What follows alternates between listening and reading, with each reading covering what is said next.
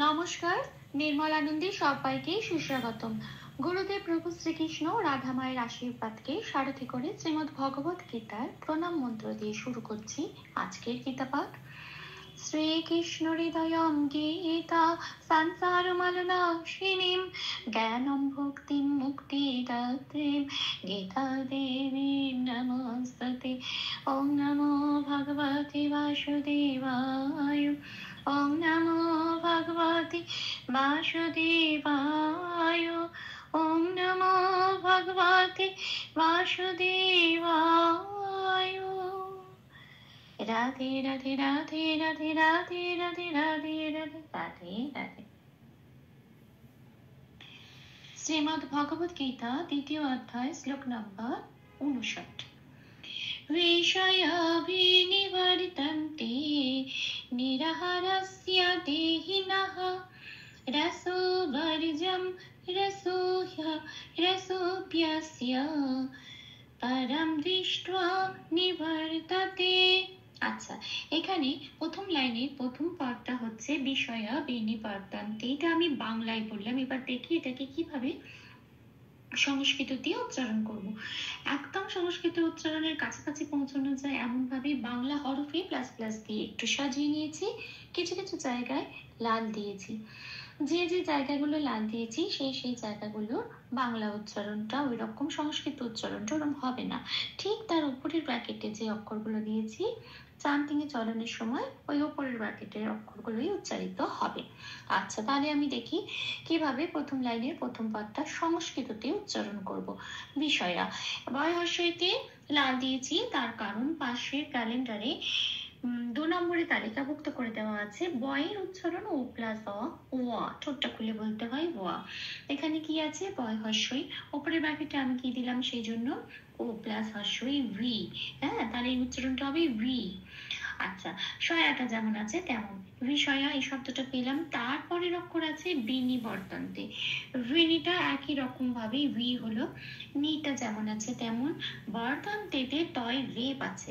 3 নম্বরে তালিকাভুক্ত করে দেওয়া আছে রেপ থাকলে বয় শূন্য রয় হসন্ত হিসেবে সেটা প্রতিস্থাপিত হয়ে যায় আগের অক্ষরের সাথে জোরে সেটা উচ্চারিত হয়। এখানে আগের অক্ষর বয়ের সাথে জোরে উচ্চারিত হবে বর, কিন্তু বর বলতে পারবো না কারণ বটা বাংলা উচ্চারণ। বয়ের উচ্চারণ কি হবে? 2 নম্বরে তালিকাভুক্ত করে দেওয়া আছে ও প্লাস ওয়া, সেই জন্য উপরে ব্র্যাকেটে লিখে দেওয়া হচ্ছে। তাহলে এটা কি হবে? উচ্চারণটা ওয়ার। ঠিক আছে, তারপরে আবার যন্ত্রের নয় তয় একার আছে, এটা একটা যুক্ত অক্ষর, এটাকে চান্টিংয়ে চলনের সময় একটু ভেঙে বলতে হয়। যেহেতু নটা সামনে আছে, প্রথমে আছে, সেই জন্য 9 হসন্ত দিয়ে নটাকে বের করে আনবো। 9 হসন্ত লেগে গেল মানে এটা অর্ধ ন হয়ে গেল। অর্ধ ন মানে এটাকে পূর্ণরূপে ন বলে উচ্চারণ করতে পারবো না। কিভাবে উচ্চারণ করব? আগের অক্ষরের সাথে জুড়ে। আগের অক্ষর কি আছে? ত। হ্যাঁ, তাহলে ত এর সাথে জুড়ে এটা হলো তন, আর পরে রইল তে, তেটা যেমন আছে তেমন। তাহলে শব্দটা কি পেলাম? বিনিবর্তন্তে। তাহলে আমার প্রথম লাইনের প্রথম পার্টটার সংস্কৃত উচ্চারণটা কিরকম হলো? বিষয়া বিনিবর্তন্তে। আসি পরের পাঠে। নিরাহারাস্য দেহিনঃ, এখানে একটা বিসর্গ আছে, এটা আমি বাংলায় বললাম, এবার দেখি এটাকে কিভাবে সংস্কৃততে ভেঙে ভেঙে উচ্চারণ করব। নীরাটা যেমন আছে তেমন, হাটাও যেমন আছে তেমন, রয় বসন রয় কোনো নিচে হসন্ত নেই, খেয়াল রাখতে হবে। পূর্ণরূপে র উচ্চারিত হবে র বলেই। হ্যাঁ, আজন্তেশ্বয় জফলায় আমি একটু লাল দিয়েছি, কেন? জফলার উচ্চারণ বোঝানোর জন্য। 1 নম্বরে তালিকাভুক্ত করে দেওয়া আছে হস্যই প্লাস অন্তস্থ ইয় বলে উচ্চারিত হয় সংস্কৃততে জফলাকে। শুধু জফলাটা উপরে বাকেটে দেওয়া আছে, এটা এবার দন্তেশ্বয়ের সাথে পড়িয়ে দিতে হবে। তাহলে কি পাবো? দন্তেশ্বয় হস্যই অন্তস্থ সিয়া। ঠিক এই শব্দটাই আমাদের বলতে হবে, উচ্চারণ করতে হবে এই অক্ষরটা এইভাবে। শুধু মনে রাখতে হবে যন্ত্রেশ্বয়ের উচ্চারণ সংস্কৃততে কিন্তু সারেগামা পায়ের যে সটা বলি সা, ঠিক সেরকম সিয়া এটা বলতে হবে। তাহলে শব্দটা কি পেলাম? নিরাহারা সিয়া এটা। তারপরে শব্দে আসে দেহিনা, এখানে একটা বিসর্গ আছে। দেটা যেমন আছে তেমন, হিটা যেমন আছে তেমন, নটা পূর্ণরূপে উচ্চারিত হলো।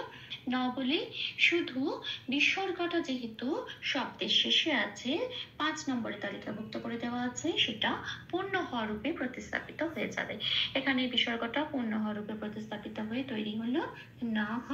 আচ্ছা, তাহলে শব্দটা কি পেলাম? দেহি না হ। আচ্ছা, এই পার্টটা কি পেলাম তাহলে? নিরাহারাসিয়া দেহি না হা। আসছি পরের লাইনে। রসবর্জং রস পস্য, এটা আমি বাংলায় বললাম। এবার দেখি এটাকে কিভাবে সংস্কৃততে উচ্চারণ করব। রস, এখানে কোনো হসন্ত নেই, খেয়াল রাখতে হবে, সেই জন্য প্রত্যেকটা অক্ষর ধরে ধরে পূর্ণরূপে উচ্চারিত করতে হবে। রকে রস, রকে স, রস।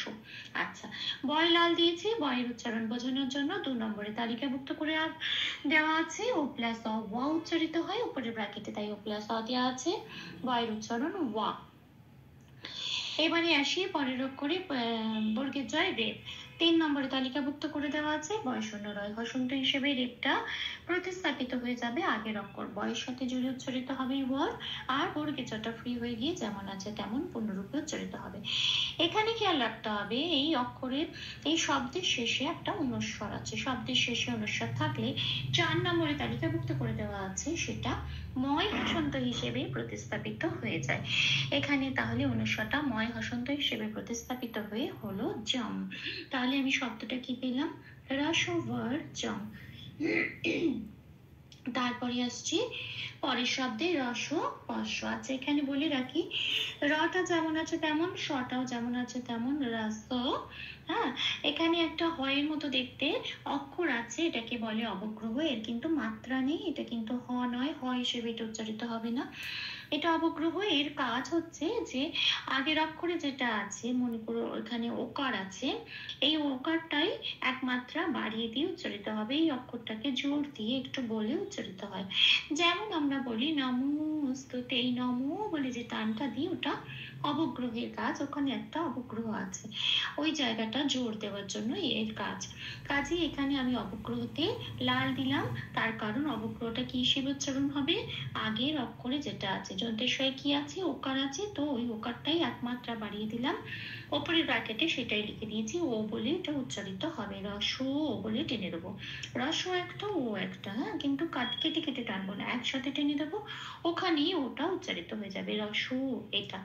আচ্ছা, পয় জফলা, যন্ত্রেশ্বর জফলা দুটোতেই লাল দিয়েছি, তার কারণ জফলার উচ্চারণ বোঝানোর জন্য। জফলার উচ্চারণ আগেই বলেছি, 1 নম্বরে তালিকাভুক্ত করে দেওয়া আছে। হর্ষই প্লাস অন্তস্থ, এগুলোকে পয়ের সাথে আর যন্ত্রেশ্বরের সাথে যথারীতি পড়িয়ে দিলে কি উচ্চারণ বেরিয়ে আসে? পয় হর্ষই অন্তস্থ পিয়া, যন্ত্রেশ্বর হর্ষই অন্তস্থ সিয়া। যন্ত্রেশ্বর উচ্চারণ আগেই বলেছি, সি সা বলে উচ্চারণ হয়। ঠিক আছে, তাহলে পিয়া সিয়া এই উচ্চারণটা হবে। তাহলে আমি এই শব্দটা কি পেলাম? রস পিয়া সিয়া। তাহলে আমার এই পাঠটার সংস্কৃত উচ্চারণ কেমন দাঁড়ালো? রসবর্জং রস পিয়া সিয়া। আসি পরের পাঠে। পরম দৃষ্টা নিবর্তাৎ, এটা আমি বাংলায় বললাম। এবার থেকে এটা সংস্কৃততে কিভাবে উচ্চারণ করব? এখানেও পরমে অনুস্বর আছে শব্দের শেষে। 4 নম্বরে তালিকাভুক্ত করে দেওয়া আছে, ময় হসন্ত হিসেবে প্রতিস্থাপিত হয়ে হবে পরম। আচ্ছা, দৃশ টা, এখানে পেট কাটা মূর্ধন্য শয় টয় বয় আকার আছে এতগুলো। তো আমি পেট কাটা মূর্ধন্য শটা প্রথমে আছে, তাকে হসন্ত লাগিয়ে বার করে এনে আগের অক্ষর দয়ের সাথে যুক্ত করে উচ্চারণ করলাম দৃশ, তাহলে পরে রইল টয় বয় আকার। টয় বয় আকার আমি লাল দিয়েছি কেন? কারণ বয়ের উচ্চারণটা বোঝানোর জন্য। 2 নম্বরে তালিকাভুক্ত করে দেওয়া আছে বয়ের উচ্চারণ ও প্লাস অ ওয়া, কিন্তু এখানে কি আছে? টয় বয় আকার আছে, তাহলে আমি উপরে ব্র্যাকেটে সেই জন্য দিয়েছি ও প্লাস আ ওয়া। এই ওয়াটাকে টয়ের সাথে পড়িয়ে দিলে কিরকম উচ্চারণ আসবে? টুয়া, তাহলে এখানে উচ্চারণটা হবে টুয়া, দৃশ টুয়া, এইটা শব্দটা পেলাম। তারপরে শব্দে আসি নিবর্ততে, নিটা যেমন আছে তেমন, বটাকে লাল দিয়েছি বয়ের উচ্চারণটা বোঝানোর জন্য ওয়া। আচ্ছা, এবারে তয় রেপ আছে, রেপটা বয়শূন্য রয় হসন্ত হিসেবে প্রতিস্থাপিত হয়ে বয়ের সাথে জুড়ে উচ্চারিত হবে ওয়ার। বর তো বলতে পারবো না, ওয়ার, হ্যাঁ এটা। আচ্ছা, তটা ফ্রি হয়ে গেল, তটা পূর্ণরূপে উচ্চারিত হবে ত বলে, তেটা যেমন আছে তেমনই থাকবে। শব্দটা কি পেলাম? নিবর্ততে। এই পুরো পাঠটা কি পেলাম? পরম দৃষ্ট্বা নিবর্ততে। ভুল ত্রুটি ক্ষমা করে দেবেন। অনুশীলনের সুবিধার জন্য 3বার করে চান্ট করে দেওয়ার চেষ্টা করলাম। विषया विनिवर्तन्ते निराहारस्य देहिनः रसवर्जं रसोऽप्यस्य परं दृष्ट्वा निवर्तते। विषया विनिवर्तन्ते निराहारस्य देहिनः रसोवर्जं रसोऽप्यस्य परं दृष्ट्वा निवर्तते। विषया विनिवर्तन्ते निराहारस्य देहिनः रसोवर्जं रसोऽप्यस्य परं दृष्ट्वा निवर्तते। राधे राधे राधे राधे राधे राधे राधे राधे राधे राधे। तप्त कांचन गौरांगी राधे वृंदावनेश्वरी विश्वभानुसुते देवी तां प्रणमामि हरिप्रिये। প্রভু ও শ্রী রাধাময়ের কৃপা দৃষ্টি আমাদের সবার উপর বর্ষিত হোক। ধন্যবাদ। আপনাদের উৎসাহই আমার অনুপ্রেরণা। আমার সকল ভুল ত্রুটির ক্ষমা প্রার্থনা প্রভুর চরণে অর্পণ করলাম। ওম কৃষ্ণায় বাসুদেবায় হরয়ে পরমাত্মনে প্রণতক্লেশনাশায় গোবিন্দায় নমো নমঃ। ওম শ্রীকৃষ্ণার্পণমস্তু। জয় শ্রীকৃষ্ণ।